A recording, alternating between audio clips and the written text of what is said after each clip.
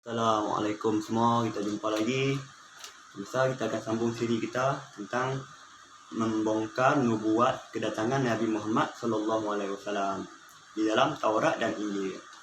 Tentang nubuat ataupun ramalan tentang akan datangnya Nabi Muhammad SAW di dalam kitab Taurat dan Injil. Kita masuk siri kelima dah. Macam mana siri pertama kita sebut nama Nabi Muhammad disebutkan di dalam kitab Perjanjian Lama orang Yahudi. Siri kedua tentang macam mana Nabi Muhammad dan sahabat Nabi sudah disebutkan di dalam kitab Taurat dan Injil. Macam mana peristiwa Fathul Mekah, pembukaan kota Mekah, sudah disebut dah dalam kitab Taurat. Siri ketiga kita sembang tentang nubuat tentang seorang Nabi penunggang unta yang sudah disebutkan di dalam kitab Perjanjian Lama orang Yahudi dan disebutkan juga di dalam kitab orang Hindu. Okey, siri keempat kita masuk tentang peristiwa hijrah Nabi dan peristiwa perang Badar. Sudah disebutkan di dalam kitab Perjanjian Lama orang Yahudi juga. Siri kelima kita akan sambung tentang Nabi yang ummi ataupun Nabi yang buta huruf. Sudah disebutkan di dalam kitab Perjanjian Lama orang Yahudi juga. Alhamdulillah kita dah masuk siri kelima lah. Okay. Kita akan baca. Bismillah. Okay. Siri kelima tentang Nabi yang ummi ataupun Nabi yang buta huruf di dalam kitab Perjanjian Lama orang Yahudi. Okey, kita baca. Peristiwa Nabi Muhammad SAW menerima wahyu pertama di Gua Hira sudah pun disebutkan ataupun sudah dinubuatkan ataupun sudah diramalkan di dalam kitab Perjanjian Lama ataupun Old Testament ataupun orang Yahudi sebut tanah di dalam bahagian Nevi'im yang kita selalu sebut dalam bila kita sebut Perjanjian Lama, kitab Perjanjian Lama ataupun Old Testament ataupun orang Yahudi sebut tanah. Dia ada 3 bahagian. Bahagian pertama dia ada Taurat ataupun Taurat, 5 kitab yang diturunkan kepada Nabi Musa. Dia ada Nevi'im, kitab para nabi orang Yahudi, dan dia ada Ketuvim, tulisan-tulisan suci orang Yahudi. 3 bahagian. Tentang bahagian pertama Taurat, kita dah bincang dah macam mana Nabi Muhammad dan sahabat Nabi sudah disebutkan ketika peristiwa pembukaan kota Mekah yang Nabi bawa 10,000 orang sahabat masuk Mekah dalam Taurat. Itu dalam Ketuvim kita dah sebut tentang nama Nabi Muhammad dalam kitab Kidung Agung ataupun Song of Solomon. Itu bahagian Ketuvim. Lepas tu kita dah masuk dah Nevi'im tentang dalam bahagian kitab para nabi orang Yahudi. Dalam siri ketiga kita dah masuk dah dalam bahagian Nevi'im kitab Yesaya, kitab nabi orang Yahudi. Siri ketiga macam mana kita sebut tentang Nabi nubuat atau beramalan tentang Nabi seorang Nabi penunggang unta yang sudah disebutkan di dalam kitab Yesaya. Lepas tu siri keempat dalam kitab Yesaya juga kita sebut tentang peristiwa Nabi hijrah daripada Mekah ke Madinah dan peristiwa perang Badar sudah disebutkan di dalam kitab Yesaya, kitab para nabi orang Yahudi. Bahagian kali ini siri kelima kita masih lagi dalam kitab Yesaya, kitab para nabi orang Yahudi. Dalam kitab Yesaya ni sangat banyak, memang banyak nubuat ataupun ramalan tentang Nabi Muhammad. Kita dah masuk dalam kitab Yesaya kita dah masuk 2 siri dah. Siri ketiga dalam kitab Yesaya, siri keempat pun kitab Yesaya, siri kelima pun hari ini kitab Yesaya juga. Okay, kita akan baca.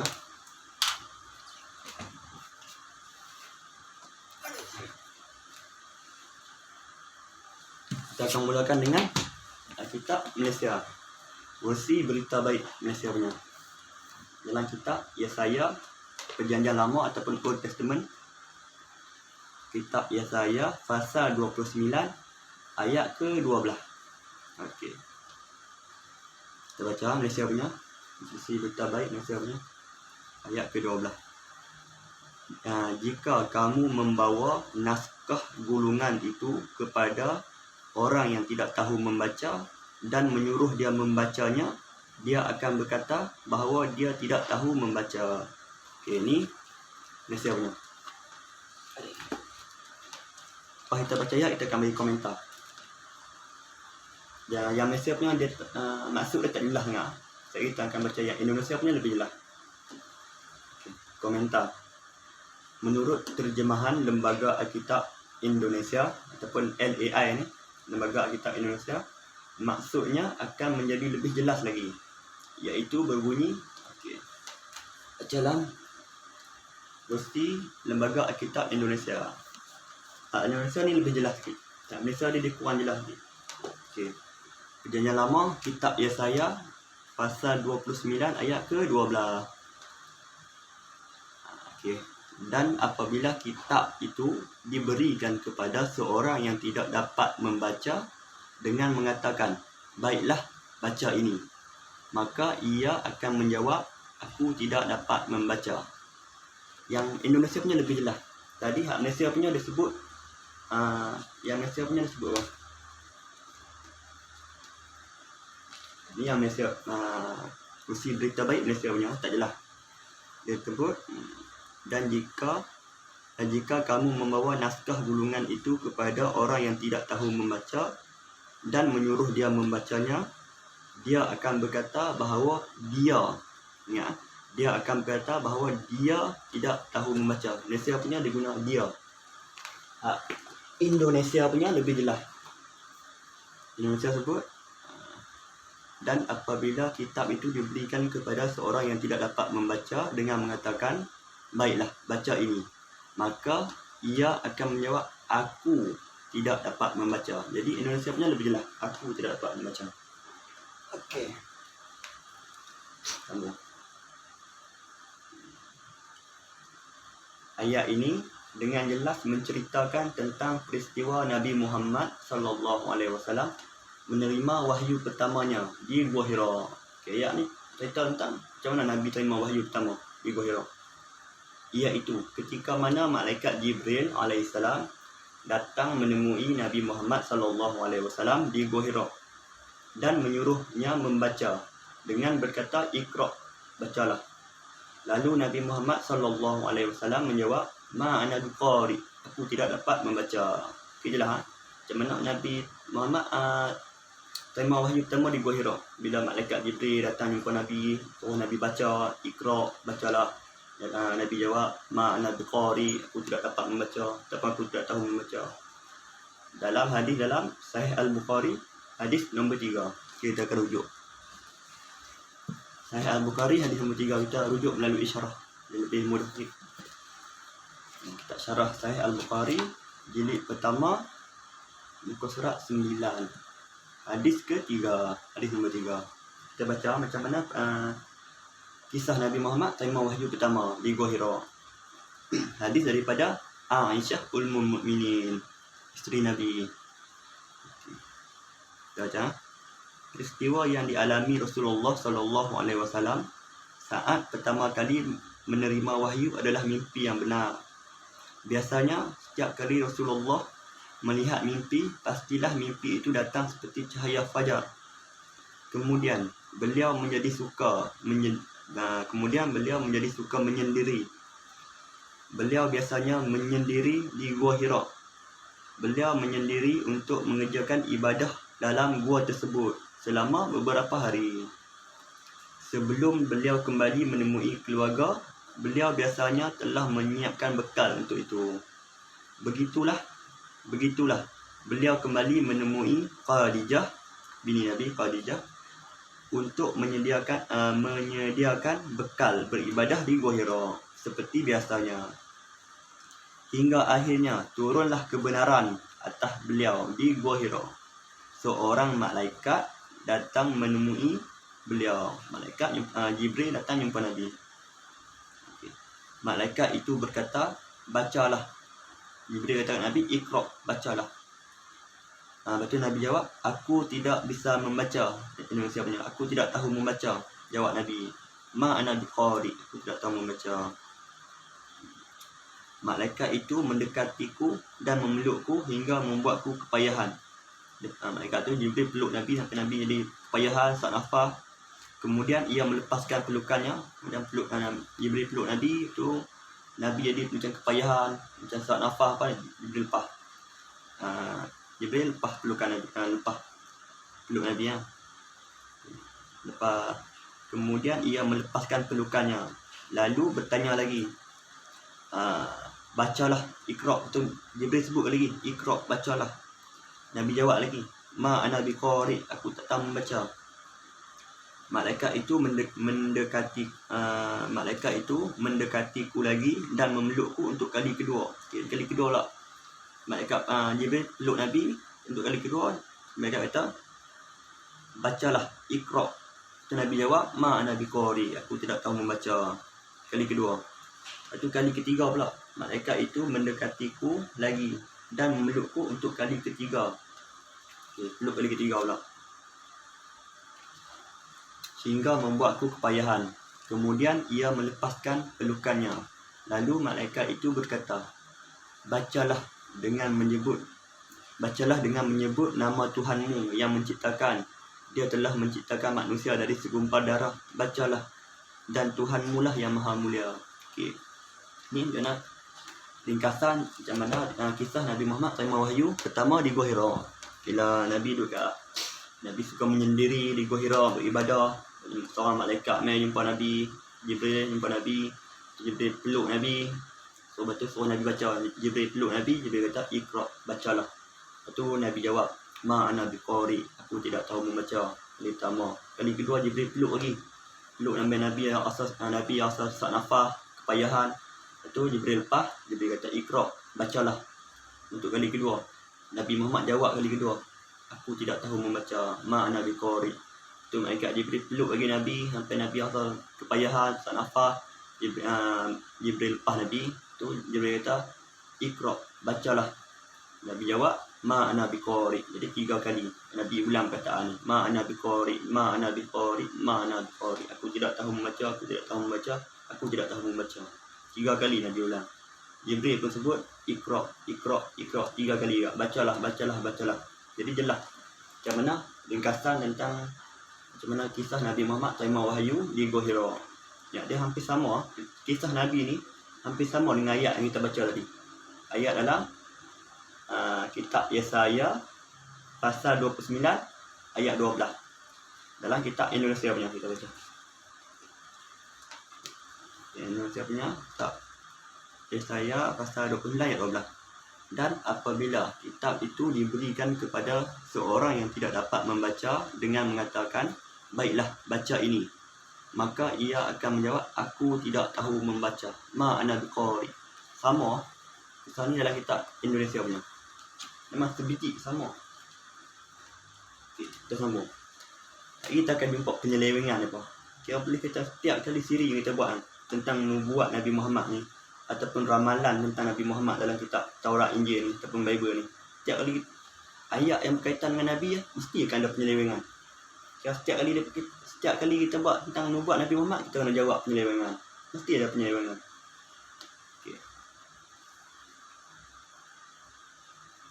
Okey, sambung.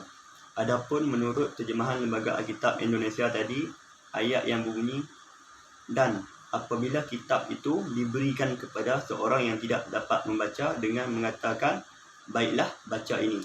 Yang Alkitab Indonesia sebut ni, bila kitab tu diberi kepada orang yang tak tahu membaca, tu orang tu kata, bacalah. Tu orang tu menjawab, aku tidak tahu membaca. Okey. Kita ulang balik. Okay. Adapun menurut terjemahan Lembaga Alkitab Indonesia tadi, ayat yang berbunyi, dan apabila kitab itu diberikan kepada seorang yang tidak dapat membaca dengan mengatakan, baiklah, baca ini. Dalam kitab Indonesia, baiklah, baca ini. Ini bertepatan dengan arahan malaikat Jibril alaihissalam kepada Nabi Muhammad sallallahu alaihi wasallam sebanyak 3 kali, iaitu Iqra, bacalah.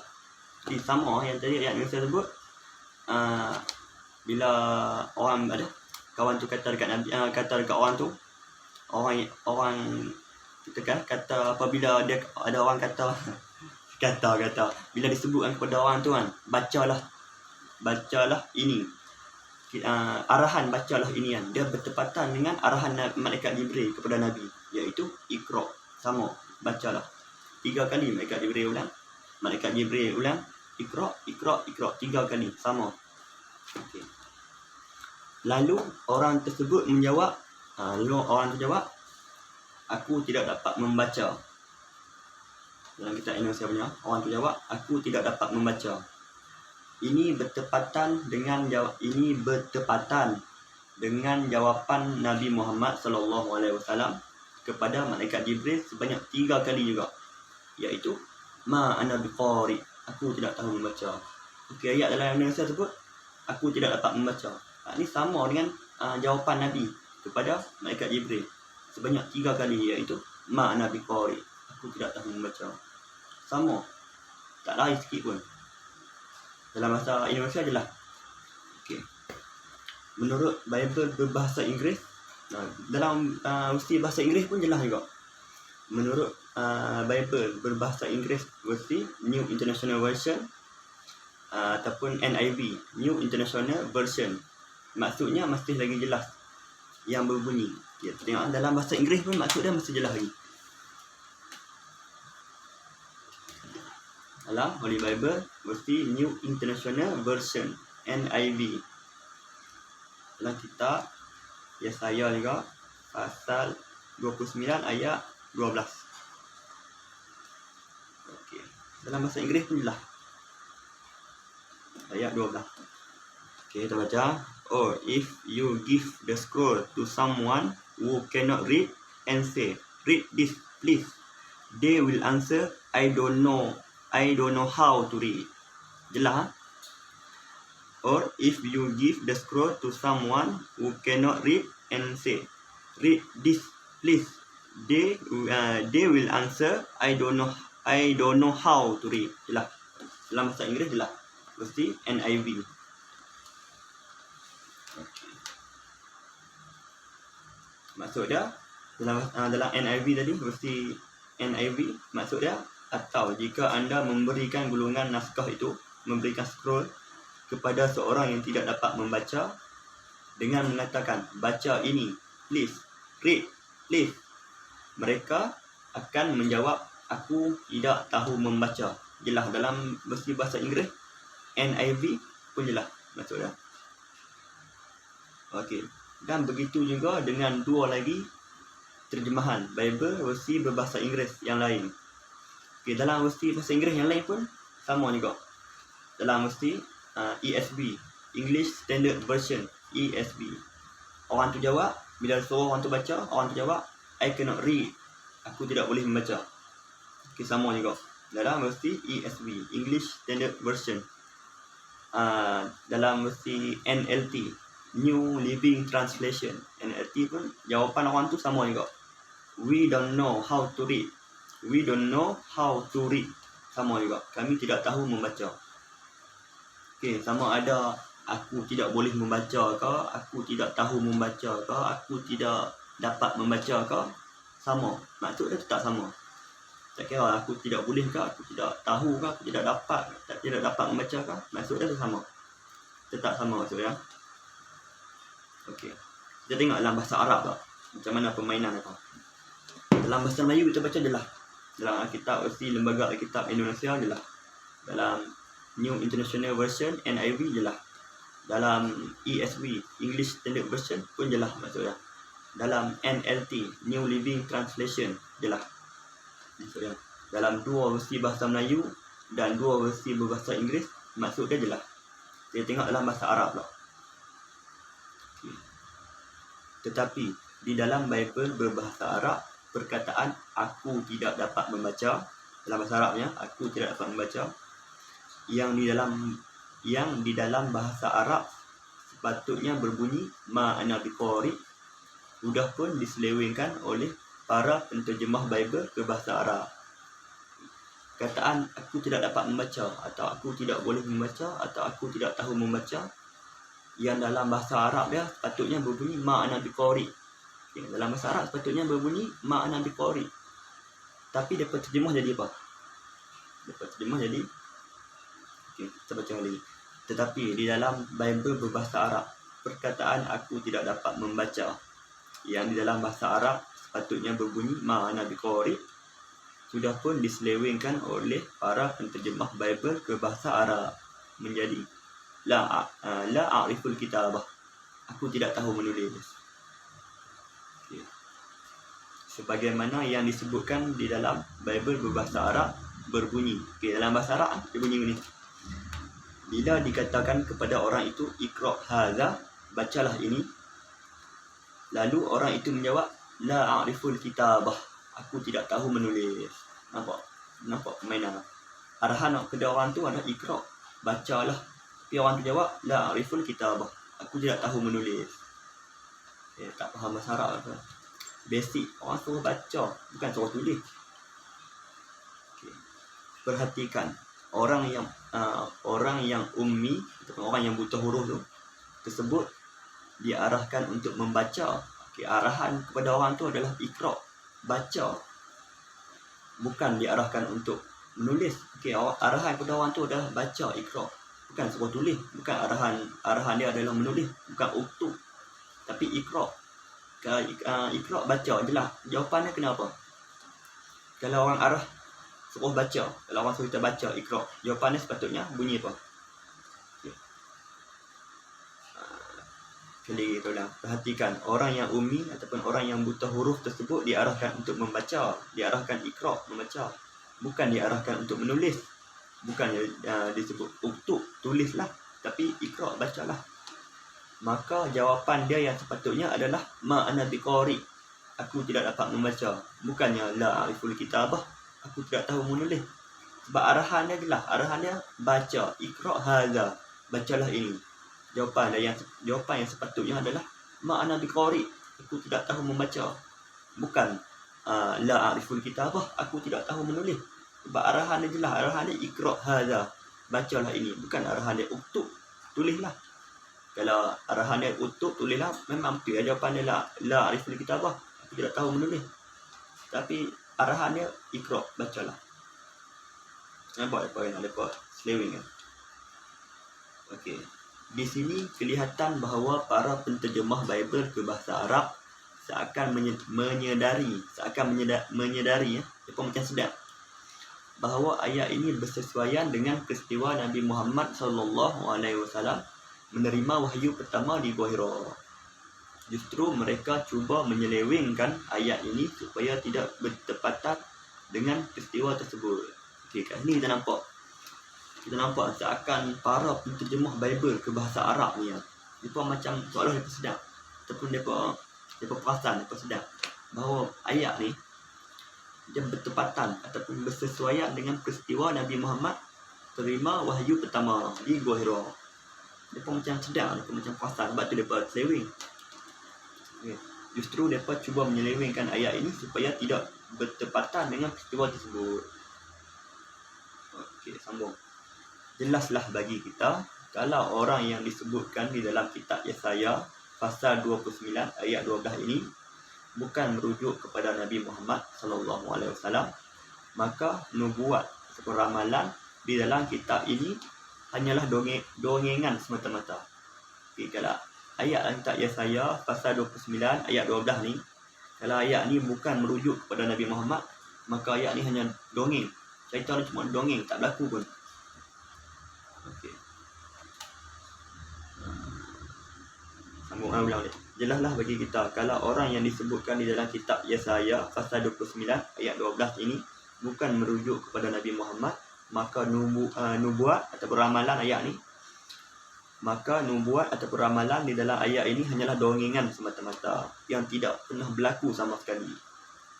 Kalau orang yang disebutkan di dalam ayat ni ataupun orang yang dinubuatkan ataupun orang yang diramalkan dalam ayat ni tak merujuk kepada Nabi Muhammad, maka ayat ni tak pernah berlaku pun. Cerita dongeng je. Dengan jelas ayat ini sedang menceritakan bagaimana Nabi Muhammad SAW menerima wahyu di Gua Hira. Okey, jelas ayat ni memang cerita tentang macam mana Nabi Muhammad terima wahyu pertama di Gua Hira. Memang orang Yahudi tak mau mengaku, orang Kristian nak nafi macam mana pun, mereka terpaksa terima. Ni adalah sejarah. Memang hal tu berlaku pada Nabi. Realiti. Sejarah telah membuktikan. Mereka tak lihat nafi. Memang peristiwa sama seperti macam mana yang berlaku kat Nabi di Gua Hira. Okey. Oleh sebab itulah mengapa Waraqah ibn Naufal sepupu Sayyidatina Khadijah. Okey, oleh sebab itulah mengapa Waraqah ibn Naufal iaitu sepupu kepada Sayyidatina Khadijah yang merupakan seorang ahli kitab pada zaman jahiliah. Waraqah ibn Naufal dia zaman jahiliah dia menganut agama Nasrani.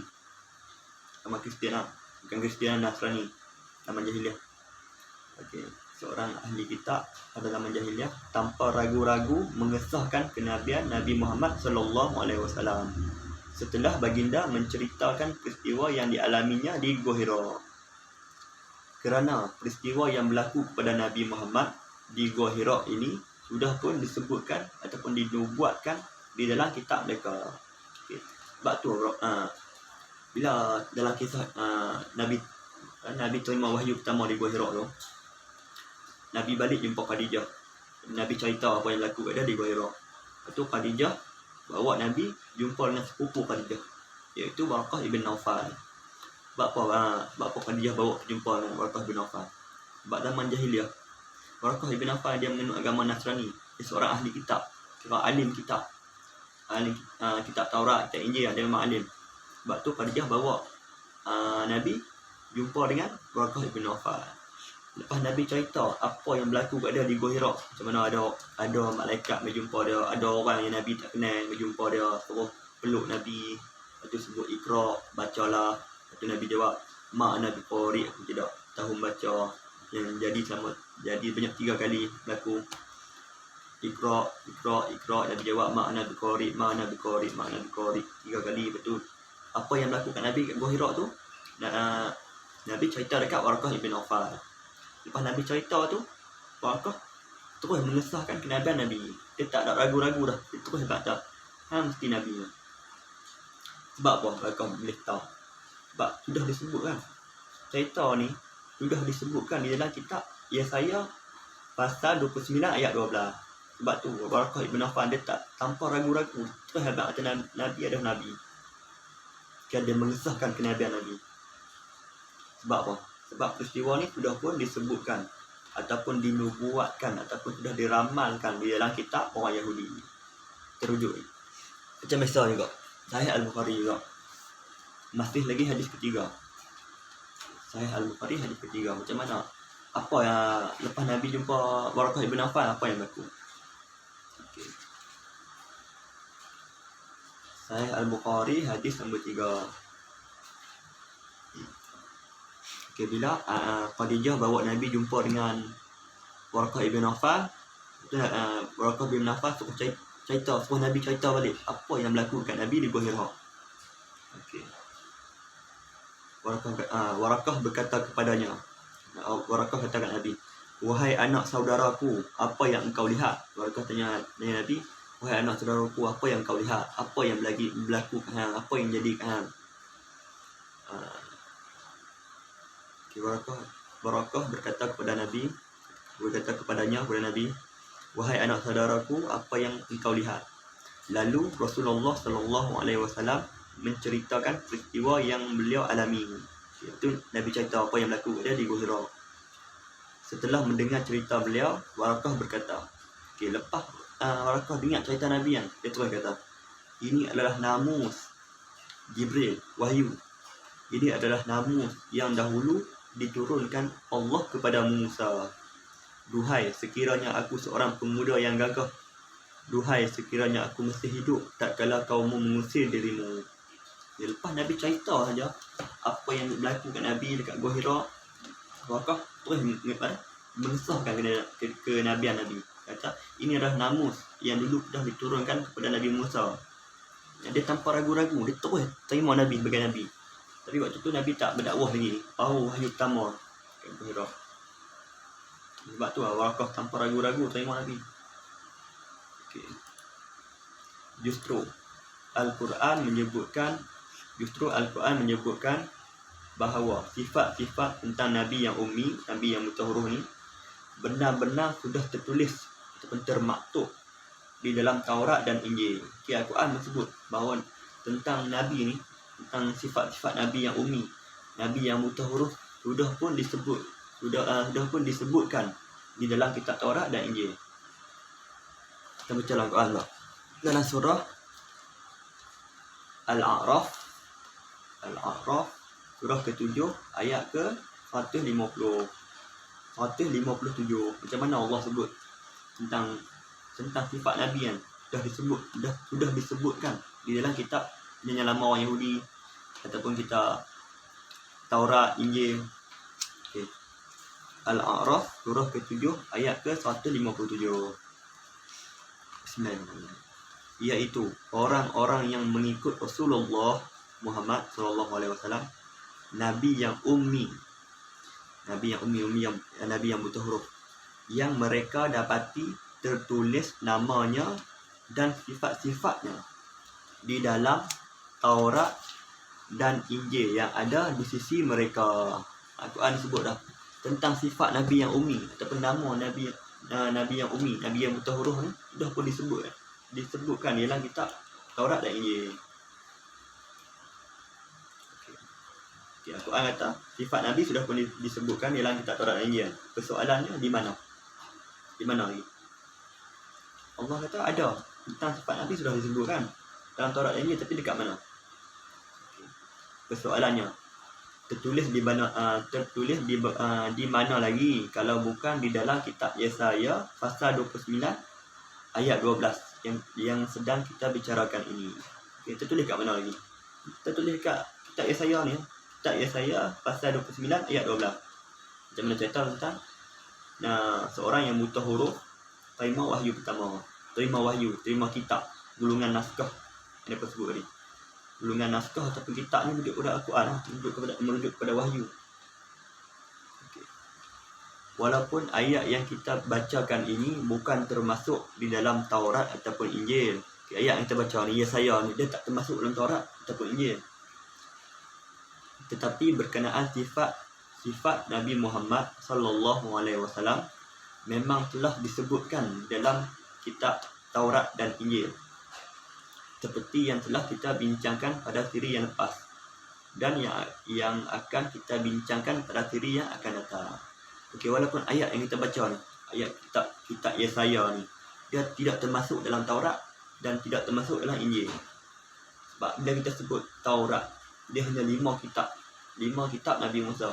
Kejadian, Keluaran, Imamat, Bilangan, Ulangan. Yang bila sebut kata Injil, sebutkan Injil, dia merujuk pada 5 tu. Tapi ayat yang kita baca ni bukan Injil. Dia dalam bahagian kitab para Nabi orang Yahudi. Okay. Walaupun ayat yang kita bacakan ini bukan termasuk dalam Taurat ataupun Injil, tetapi berkenaan tentang sifat-sifat Nabi memang sudah disebutkan dalam kitab Taurat dan sudah disebutkan dalam kitab Injil, yang mana kita cerita pada siri lepas dan yang akan kita cerita pula pada siri yang akan datang. Okay. Saya selalu tekan sebab apa? Bila saya sebut Taurat, saya akan pastikan ayat tu akan ada dalam salah satu kitab Nabi Musa tu saja. Kejadian, Keluaran, Imamat, Bilangan, Ulangan. Bila saya nak sebut bahawa Nabi Muhammad ada dalam Taurat, bila kita nak tahu Nabi Muhammad dalam Taurat, saya akan pastikan ada dalam 5 kitab. Salah satu daripada 5 kitab ni. Kalau sebab ni secara ilmiah. Bila secara ilmiah kita sebut Taurat, kita kena pastikan 5 kitab ni je. Sebab yang ni saja dianggap sebagai Taurat oleh orang Yahudi. Bila kita sebut Injil pula, hanya 4 kitab saja yang dianggap sebagai Injil. Yang lain semua surat-surat Paulus. Kira macam boleh kata pengasas agama Kristian lah. Dalam Perjanjian Baru, yang dianggap sebagai Injil dia hanya 4. John, Matthew, Mark, dia ikut turutan. Dia Matthew, Mark, Luke and John. Matius, Markus, Lukas dan Yohanes. 4 kitab tu saja dianggap sebagai Injil. Yang selebihnya tu hanyalah risalah-risalah Paulus, surat-surat dia. Macam juga Taurat. Dalam Perjanjian Lama dia ada 3 bahagian, Ketubim, Torah, Nevi'im dan Ketubim. Taurat hanya 5 saja, 5 kitab yang awal tu saja. Itu yang disebut sebagai Taurat. Tapi yang kita nak sebut tentang Taurat, kita kena pastikan dalam 5 kitab tu saja. Itu secara ilmiah ha. Tapi kalau secara umum orang nak sebut Taurat tu depa merujuk pada perjanjian lama, Injil depa merujuk pada perjanjian baru, ataupun secara umum dia orang sebut perjanjian lama orang anggap sebagai Taurat, perjanjian baru orang anggap sebagai Injil. Itu secara umum ha. Tapi secara ilmiah dah, Taurat hanya 5 kitab Nabi Musa, Injil hanya 4 kitab, Matius, Markus, Lukas dan John. Okey. Tentang sifat-sifat Nabi memang ada disebutkan di dalam Taurat dan ada juga disebut dalam Injil. Macam mana yang kita sudah sebutkan dalam pada siri pertama, siri kedua tentang Nabi Muhammad dan sahabat Nabi sudah pun disebutkan di dalam kitab Taurat, kitab Injil, tentang peristiwa pembukaan kota Mekah, Fathul Mekah. Okey, siri kedua tu memang kita sebut dalam Taurat. Sifat Nabi dalam Taurat. Lepas tu kita sebut juga ada sifat sahabat Nabi disebutkan di dalam Injil. Okey. Selesai kot, tak panjang saja kali ni, pendek saja insya-Allah. Macam biasa. Okey, kita dapat kesimpulan bahawa dalam kitab Yesaya ni sangat banyak nubuat dan ramalan tentang Nabi Muhammad. Kalau kita tengok nubuat ni, kita tengok ramalan ni, tak ada orang yang lebih tepat, yang lebih sesuai selain daripada Nabi Muhammad. Kita letak pilih siapa pun. Contoh macam pengikut Rasul Kahar Al-Kazab.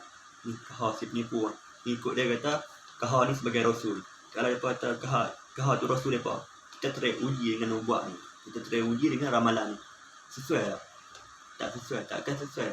Tapi dia lagi orang Qadiani ataupun Ahmadiyah, mereka nak kata Mirza Ghulam Ahmad tu Nabi kita.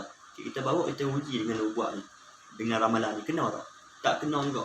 Siapa pun buat main pilih siapa pun. Itu Nabi Isa. Kalau Kristian kata nubuat ni dalam kitab Yesaya ni menuju kepada Nabi Isa, kita try uji, lepas tak? Takkan mesti akan gagal. Bukan kita nak pelekehkan Nabi Isa, tapi kita nak abang ayat yang kita baca ni, nubuat atau ramalan yang kita baca ni sesuai untuk Nabi Muhammad saja. Nabi Isa memang kita yakin dia adalah Nabi. Kita orang Islam, bukan orang Yahudi. Orang Islam mengaku terima Nabi Isa. Yang tak terima Nabi Isa ni orang Yahudi saja. Jadi kita bukan nak merendahkan Nabi Isa, cuma kita nak abang nubuat ni sesuai untuk Nabi Muhammad saja, tak sesuai dengan Nabi-Nabi lain. Buat main pilih Nabi mana pun. Siapa pun nak mengaku sebagai Nabi ke, pengikut dia nak mengaku ketua dia sebagai Nabi ke, buat main kita uji dengan nubuat-nubuat, dengan ramalan. Macam mana tentang siri pertama, siri kedua kita sebut tentang peristiwa penaklukan kota Mekah, tentang 10,000 orang kudus, 10,000 of saints, 10,000 orang suci. 10,000 orang suci ni masuk ke Paran ni Mekah. Seorang bawa ketua dan bawa pengikut dah 10,000 orang masuk ke Paran, kota Paran ataupun gunung Paran. Tak ada orang lain lah yang boleh sesuai. Hanya Nabi Muhammad saja ada peristiwa Fathul Mekah.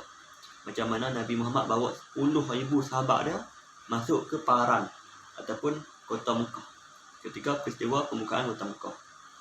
Itu kita cerita tentang peristiwa Perang Badar. Macam mana Nabi berhijrah ke Madinah, itu jadi peristiwa Perang Badar. Semua nubuat-nubuat tu ataupun ramalan sesuai untuk Nabi. Itu siri ketiga kita cakap tentang seorang Nabi penunggang unta. Memang Yahudi sendiri mengaku orang tu penunggang unta tu adalah Muhammad, tapi mereka tak mau beriman. Boleh tengok balik dalam siri ketiga tersebut tentang nubuat seorang Nabi penunggang unta. Memang Yahudi tu mengaku penunggang unta tu adalah Muhammad, tapi mereka tak mau beriman.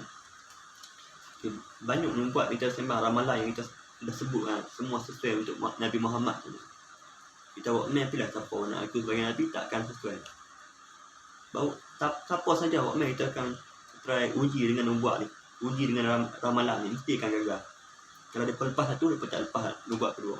Kalau mereka lepas lulus nubuat pertama, kedua, mereka takkan lulus kat nubuat ketiga. Semua tu hanya lulus pada Nabi.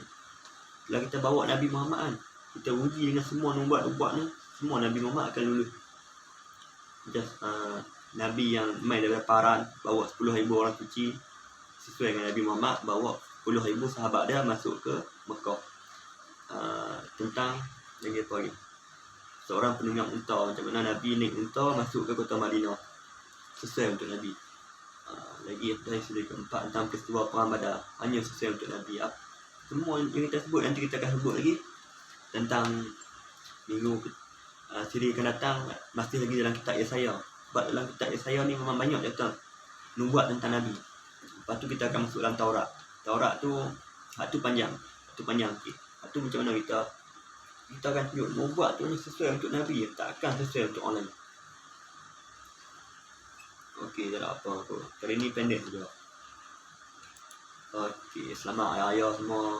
Saya minta ampun, minta maaf lah. Selama saya buat video ni ada menyakitkan hati orang lain, saya minta maaf. Maaf lahir dan batin. Selamat ya ayah. Ayah berapa? 15 bulan. Ayah ketiga lah. Masuk ayah ketiga lah. Siapa yang tak boleh balik kampung tu bertabahlah. Kita sama, nasib kita sama.